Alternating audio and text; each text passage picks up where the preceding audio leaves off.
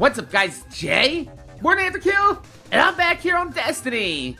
And ever since Bungie went live on Twitch with their initial live stream reveal of the upcoming expansion releasing in September, The Rise of Iron, something just hasn't quite sit right with me about it.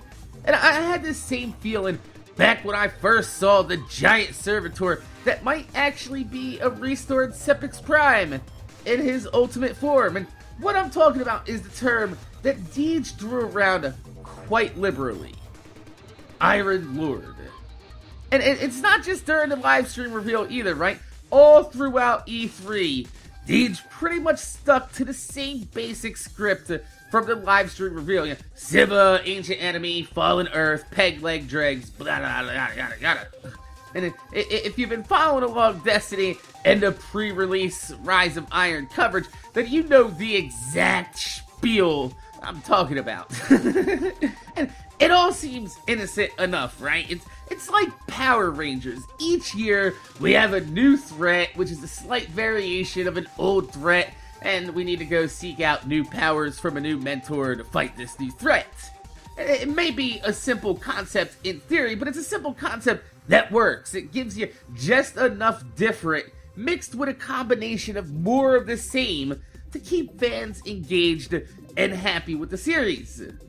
But the term that Deej kept driving home, Iron Lord this, Iron Lord that, Iron Lord hit me with a wiffle ball bat.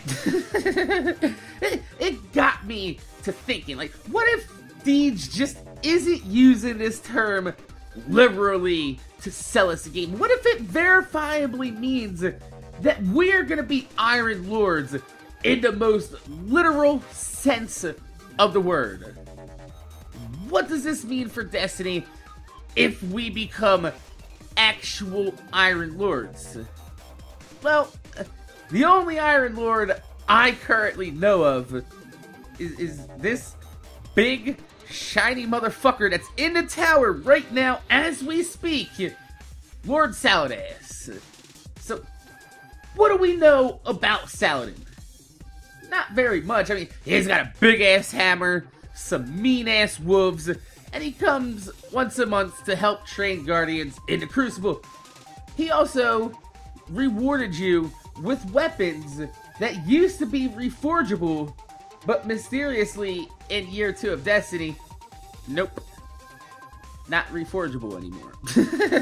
What if Bungie is actually using the Rise of Iron and our ascent to Felwinter's Peak to take back the Hall of the Iron Lords as our new social space, to explain why they've brought back weapon reforging in year 3 and added in custom games? What the fuck kind of drugs are you on, Mac? Think about it, right? Saladin, as an Iron Lord, is granted control of the Crucible by Lord Shaxx. And if we become an Iron Lord ourselves, maybe we'll be granted the same control over the Crucible in the same way that Lord Shaxx gives control of the Crucible over to Lord Saladin, except we're here all the time. So that means we would have access to the Crucible ourselves, explaining why there is no custom games in the story at all, because we're not Iron Lords. We're not strong enough to be granted private access to the Crucible, and weapon reforging was no longer possible in year 2 due to Felwinter's Peak being taken over by the Fallen while we were fighting on the Dreadnought. What? I mean, we already know that we're going to be getting a brand new Crucible game mode type, and there's been rumblings in the community that has been calling for a custom game mode type for a long time. And Deej has stated that there will be reasons why Felwinter's Peak as a social space will set itself apart from the Reef and the Tower, and what better way to entice Guardians to come back there than to promise to be able to reforge some of your valuable weaponry. So, my name is Jay. MorninAfterKill. I want to thank you guys for watching. Make sure you guys rate, comment, subscribe, If you could leave a thumbs up on the video, I'd highly appreciate it because it gives me motivation to make more videos for you motherfuckers to watch my motherfucking videos. Tell me in the comment section down below. Do you think that when Deej and Bungie says that we're gonna become Iron Lords, do you think that he's just blowing smoke up our asses and he's just trying to sell the game? Or do you think that there could be more there?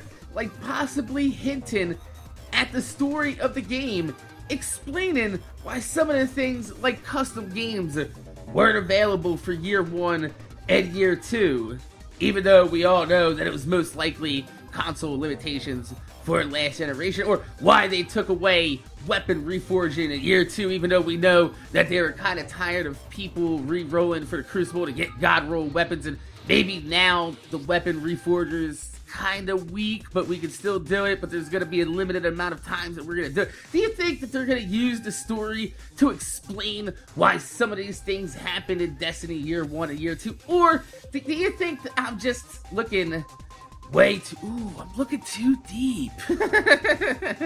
Maybe I should start taking everything that Bungie says at face value, but it seems too perfect of a way to explain why some of these things went away, why some of these things weren't available, and why they will now be available in year 3 of Destiny. I want to know. Tell me in the comment section down below. My name's Jay, MorninAfterKill. Thanks for watching, and I'm going to see you guys later.